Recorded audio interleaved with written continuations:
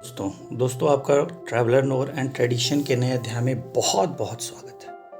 दोस्तों आज हम स्वामी विवेकानंद जी के बारे में जानेंगे। दोस्तों स्वामी विवेकानंद का जन्म 12 जनवरी 1863 को कोलकाता के एक रूढ़िवादी हिंदू परिवार में हुआ था। दोस्तों उनके पिता की मृत्यु के बाद स्वामी विवेकानंद जी के परिवार ने बहुत गरीबी में जीवन बिताया। एक दिन के भोजन के लिए उनकी माँ और बहन को बहुत संघर्ष करना पड़ता था। कई बार स्वामी जी को 2-2 दिन तक भूखे रहते थे ताकि परिवार के अन्य लोगों को पर्याप्त भोजन मिल सके।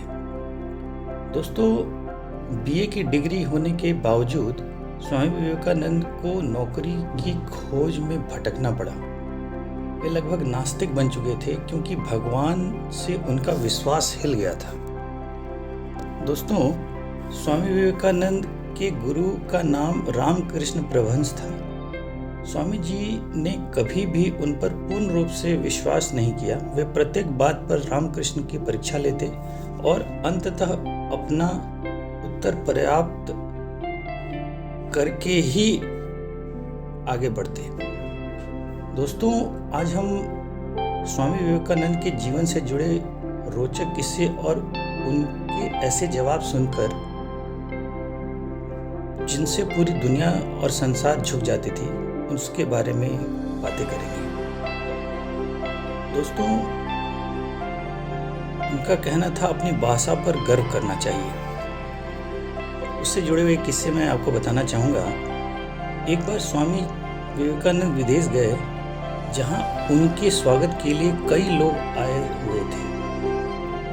उन लोगों ने स्वामी विवेकानंद की तरफ हाथ मिलाने के लिए हाथ बढ़ाया और इंग्लिश में हेलो कहा, जिसके जवाब में स्वामी जी ने दोनों हाथ जोड़कर नमस्ते कहा। उन लोगों को लगा कि शायद स्वामी विवेकानंद जी को अंग्रेजी नहीं आती, तो उन लोगों में से एक ने हिंदी में पूछा, आप कैसे हैं?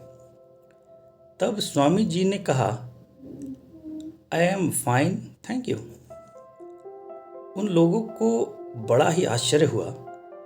उन्होंने स्वामी जी से पूछा कि जब हमने आपसे इंग्लिश में बात की तो आपने हिंदी में उत्तर दिया, और जब हमने हिंदी में पूछा तो आपने इंग्लिश में, इसका कारण क्या है?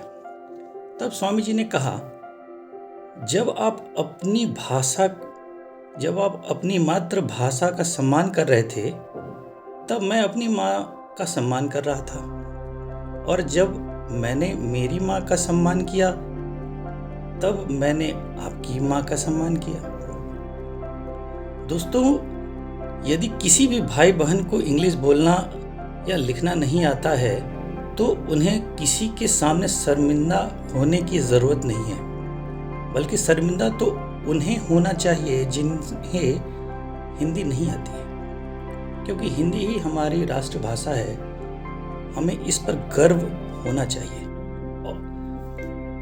दोस्तों क्या आपने किसी देश को देखा है जहां हमारी सरकारी काम उनकी राष्ट्रभाषा को छोड़कर किसी अन्य भाषा या इंग्लिश में होता हो?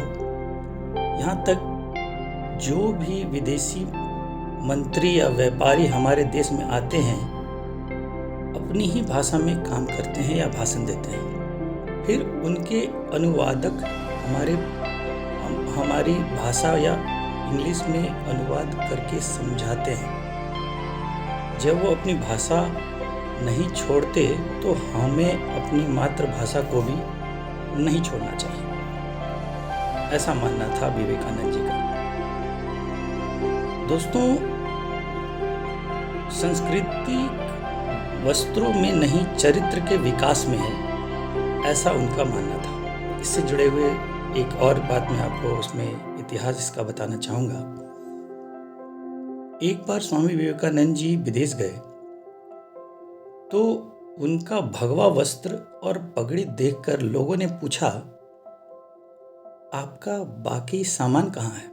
स्वामी जी बोले, बस यही सामान है।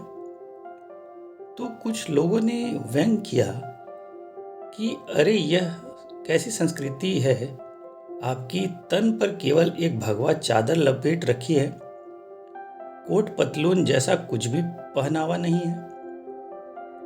इस पर स्वामी विवेकानंद जी मुस्कुराए और बोले, हमारी संस्कृति आपका संस्कृति से भिन्न है। आपकी संस्कृति का निर्माण आपके दर्जी करते हैं, जबकि हमारी संस्कृति का निर्माण हमारा चरित्र करता है। ऐसा मानना था दोस्तों भगवान श्री विवेकानंद जी का। दोस्तों, उनके सच्चे पुरुषार्थ के बारे में भी एक कहानी है जो मैं आपको बताना चाहूँगा। एक बार एक विदेशी महिला स्वामी विवेकानंद के समीप आकर बोली, मैं आपसे शादी करना चाहती हूँ। विवेकानंद बोले, क्यों? मुझसे ही क्यों? क्या आप जानती नहीं कि मैं एक सन्यासी हूँ? औरत बोली, मैं आपके जैसा ही गौरवशाली, सुशील और तेजोमयी पुत्री चाहती हूँ, और तब संभव होगा जब आप मुझसे शादी करेंगे। विवेकानंद बोले, हमारी शादी तो संभव नहीं है, परंतु हाँ, एक उपाय है। औरत, क्या? विवेकानंद बोले, आज से मैं ही आपका पुत्र बन जाता हूँ। आज से आप मेरी माँ बन जाओ।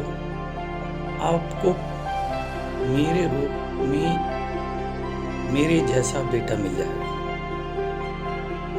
औरत विवेकानंद के चरणों में गिर गई और बोली, आप साक्षात ईश्वर के रूप हैं। इसे कहते हैं पुरुष, और ये होता है पुरुषार्थ। एक सच्चा पुरुष, सच्चा मर्द वो ही होता है जो हर नारी के प्रति अपने आदर मातृत्व की भावना उत्पन्न करे। इन वचनों को सुनकर औरत रोने लगी और उनके चरणों पर गिरी रही।